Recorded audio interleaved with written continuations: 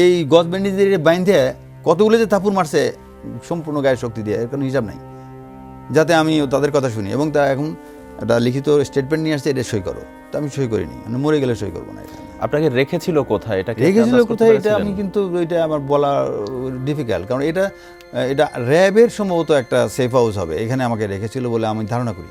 কারণ আমি ওইটা আবার এখন ট্র্যাক ডাউন করতেও যাইনি। এটা সম্ভবত এই গুলশান এলাকায় কোনো একটা জায়গায়। যারা এই নির্যাতনগুলো করেছিল বা ওই সময় যারা ছিল তাদের কাউকে কি চিনতে পেরেছিলেন? হ্যাঁ, আমি দুইজনকে দেখেছিলাম। যারা সরাসরি নির্যাতনের সাথে যিনি ছিলেন তাকে তো আমি দেখছি, গ্রুপ লিডার হয়তো ছিল, একজন কর্নেল সাহেব, এখন ব্রিগেডিয়ার হয়ে রিটায়ার করছে। আর আরেকজন অফিসারকে আমি চিনতাম, আমি যখন গোয়েন্দা চাকরি করতাম তখন আমার সাথে চাকরি করতো, ওকে দেখছিলাম।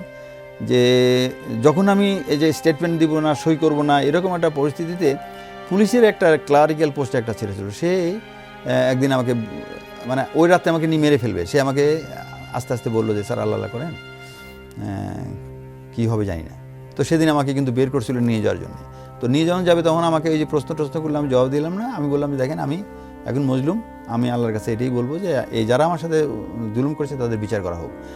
আর আমাকে তো আপনার মেরে ফেলতে চাচ্ছেন, ঠিক আছে, আমাকে মেরে ফেললে তো আপনি পারেনি, কিন্তু এইটা যদি আল্লাহর নির্দেশ না হয় তাহলে তো পারবেন না। তখন কি পরিবারের কারোর কথা মনে হয়নি? যে সবার কথাই মনে হয়েছে, কিন্তু পরিবারের সাথে তার যোগাযোগ, আমার পরিবার খুঁজছে আমাকে, কারণ জানেন আপনি কোথায়। না, তারা কেউ জানে না। বরং পরের দিকে কিছুটা বলা হয়েছিল যে you better look for his dead body in Ashulia.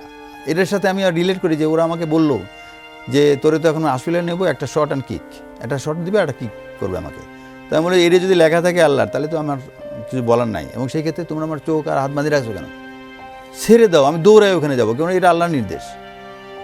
আমি তোমার গাড়ির আগে আগে দৌড়াই যাবো। তখন যদি আমি ডানে বাই যাই তিনি মেরে ফেলো, বাট আই এম শিওর আমাকে বলে দেবে যে কোথায় তোমরা আমাকে মারবা, এবং এটা যেহেতু আল্লাহর নির্দেশ, আমি যাব। ওরা তখন দ্বিধায় পড়ে যায় যে এ তো কী বলে, এটা তো ভয় পায়, কান্নাকাটি করে, পা ধরে মানুষ, তো কিছুই করে না। তখন আমাকে ওইখান থেকে রুমে নিয়ে গেল, এবং ওই পুলিশের ছেলেটা পরে এসে বললো যে স্যার একটা ফোন আসছিল, আর আপনি যা যা কথা বলছেন আমরা তো সব শুনছি দেখছি, আপনাকে ওরা আর মারবে না, এটা আমরা বুঝলাম। তখন আমাকে এই পরের দিন এসে ওই ব্রিগেডিয়ার সাহেব বললো যে তুমি এই সইটা একটু যাতে মিনিমাম কিছু একটা করো, আমরা তোমায় ছাড়বো কেমনি, আমি তোমায় সহযোগিতা করতে, আমি ছেড়ে দেওয়ার ব্যবস্থা করতেছি। তখন ওরা একটা স্টেটমেন্ট নিয়ে আসছিলো, আমি ওটা এগ্রি করে নিই, আমি নিজে লিখছি, শুধু আমার বায়োডাটা লিখে সই করছি। তো ওরা আমাকে বিএনপির সাথে জড়িত, আমি সেটা একদিকে গেছে, আমি প্রাইম মিনিস্টারের সাথে, x prime minister Khaleda Zia ম্যাডামের সাথে আমি দেখা করতাম, কথা হতো আমার। তারপরে আমি কি বলে, এই যে নর্থ ইস্টের গেরিলাদের কথা যেটা বলে, সেটার ব্যাপারে এর গোপন কথা, ওটা যেটাই থাকো, ইন্ডিয়াকে আমি পছন্দ করি না, ইন্ডিয়া আমি শত্রু মনে করি, শত্রু দেশ। ইন্ডিয়ার বিরুদ্ধে যা করণীয় করার, এটার ব্যাপারে আমি সবসময় সোচ্চার এবং প্রচেষ্টা আমার ছিল, এবং এখনও আছে। এখনও আমি যদি আমার কোনো সুযোগ আসে কোনো দিন, আমি ভারতের একটা কিছু করে দেখাই দেবো যে তোদের প্রতিশোধ নিলাম, আমার এতগুলো অফিসারকে মারছে তারা। আমি একদমই শেষ পর্যায়ে চলে এসেছি। আমরা সর্বশেষ যে বিষয়টি জানতে চাই যে এই যে আপনার সাথে এত কিছু করা হয়েছে, আপনার পরিবার সাফারার হয়েছে, আপনি সাফারার হয়েছেন, মৃত্যুর মুখ থেকে ফিরে এসেছেন, আপনি কি তাদের বিরুদ্ধে কোনো আইনি পদক্ষেপ নিয়েছেন কিনা বা নিতে চান কিনা? আমি ব্যক্তিগতভাবে যেগুলো সাফারিংস হয়েছে, আই এম ভেরি লাকি যে আমার মধ্যে একটা প্রবণতা আছে অন্যায়ের প্রতিবাদ করার। আমি একটা সুযোগ পেয়েছিলাম, আমি দেখাই দিয়েছি যে আমি প্রতিবাদ করার মানুষ, আমি করলাম। কিন্তু এর জন্য আমার পরিবারের যেটা হয়েছে সেটা তো অকল্পনীয়। আমার পরিবার যখন আমার সাথে দেখা করতে, প্রথমত 6 মাস দেখা করতে দেয় নাই, তারপরে যখন দেখা করতে গেছে তো অনেক লোকের ভিড়ে, যখন একটা ইয়াং মেয়ে, আমার মেয়েটা, আমার ওয়াইফ, তারা যখন এই ভিড়ের মধ্যে আমার সাথে কথা বলার জন্য আগায় আসতো, আমি তো দেখতাম আশেপাশের লোকজন কী আচরণ করতো তাদের সাথে। তো এই যে আমার পরিবার যে সাফার করছে, কোনো আত্মীয় স্বজন আমার পরিবারকে তো কাছে নেয় নাই, কারণ তারা সবাই ভয়ে থাকতো যে একে নিলে আমার কি হয়।